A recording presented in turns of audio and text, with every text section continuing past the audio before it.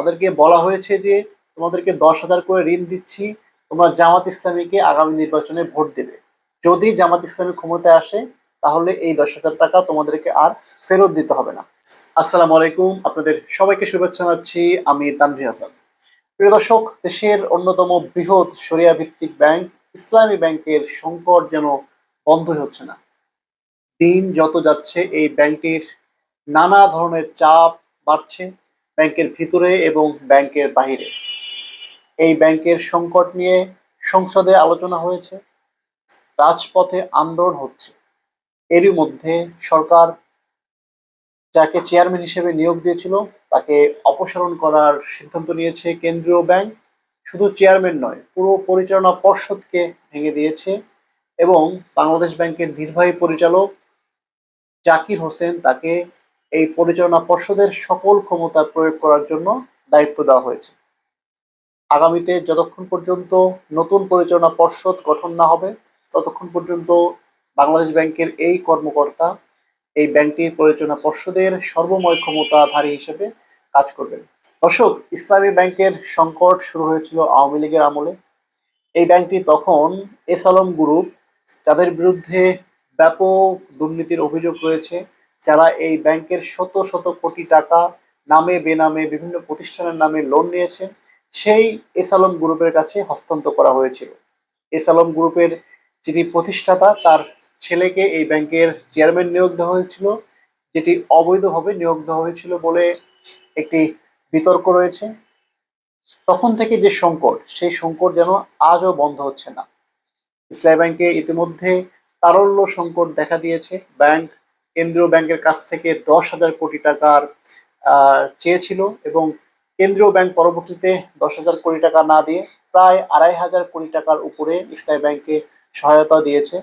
আপনারা জানেন যে ইসলামী ব্যাংকের সারা দেশে যে বুথগুলো রয়েছে, যে শাখাগুলো রয়েছে, সেখানে পর্যাপ্ত টাকা পাওয়া যাচ্ছে না। গ্রাহকরা সেখানে চেক দিচ্ছেন কিন্তু টাকা দিচ্ছেন না। এটিএম বুথে গিয়ে টাকা উত্তোলনের চেষ্টা করছেন কিন্তু সেখান থেকেও টাকা উত্তোলন করতে পারছেন না গ্রাহকরা। এরই মধ্যে সংসদে এই বিষয়টি নিয়ে আলোচনা হয়েছে। স্বরাষ্ট্রমন্ত্রী সালাউদ্দিন আহমেদ তিনি অভিযোগ করেছেন যে ইসলামী ব্যাংক থেকে জামাত ইসলামী সংশ্লিষ্ট কিছু প্রতিষ্ঠান শত শত কোটি টাকা উত্তোলন করে নিয়েছে। একটি গ্রুপের নাম বলেছেন নাবিল গ্রুপ। সেই গ্রুপ এলসির নামে ইসলামী ব্যাংক থেকে প্রায় 700 কোটি টাকা ঋণ নিয়েছে, যেটি এখনো শোধ করেনি। সেই নাবিল গ্রুপের সঙ্গে জামাত ইসলামের সংশ্লিষ্টতা রয়েছে। স্বরাষ্ট্রমন্ত্রী আরো অভিযোগ করেছেন নির্বাচনের পূর্বে প্রায় 11,000 কোটি টাকার মতো অর্থ আরডিএস প্রকল্পের নামে বিতরণ করা হয়েছে, যেটি জামাত ইসলামীকে নির্বাচনের সুবিধা পাইয়ে দেওয়ার জন্য করা হয়েছে। অভিযোগ রয়েছে যে এই আরডিএস প্রকল্পের মাধ্যমে বিভিন্ন অঞ্চলে যে সকল নারীদেরকে ঋণ দেওয়া হয়েছে তাদেরকে বলা হয়েছে যে তোমাদেরকে 10,000 করে ঋণ দিচ্ছি, তোমরা জামাত ইসলামীকে আগামী নির্বাচনে ভোট দেবে। যদি জামাত ইসলামী ক্ষমতায় আসে তাহলে এই 10,000 টাকা তোমাদেরকে আর ফেরত দিতে হবে না। এই ধরনের অভিযোগ রয়েছে যে নির্বাচনের পূর্বে আরডিএস প্রকল্পের মাধ্যমে জামাত যাতে সুবিধা পায় সেভাবে অর্থগুলো বিতরণ করা হয়েছে। সংবাদ মাধ্যম বাংলা ট্রিবিউন বলছে ইসলামী ব্যাংকের পরিচালনা পর্ষদের চেয়ারম্যান সহ সব পরিচালকের নিয়োগ বাতিল করা হয়েছে। একই সঙ্গে ব্যাংকটির পরিচালনা ও তদারকির কার্যক্রম বজায় রাখতে কোম্পানি আইন 1991-এর 47-3 ধারা অনুযায়ী বাংলাদেশ ব্যাংকের নির্বাহী পরিচালক জাকির হোসেনকে পরিষদের সব ক্ষমতা দেওয়া হলো। কেন্দ্রীয় ব্যাংক আরও বলেছে যে আমানতকারীর স্বার্থ সংরক্ষণ এবং ব্যাংকিং কার্যক্রমের স্থিতিশীলতা বজায় রাখার জন্য এই পদক্ষেপ নেওয়া হয়েছে। দর্শক, আপনারা জানেন যে ইসলামী ব্যাংকে দেশের লক্ষ লক্ষ আমানতকারীর অর্থ রয়েছে।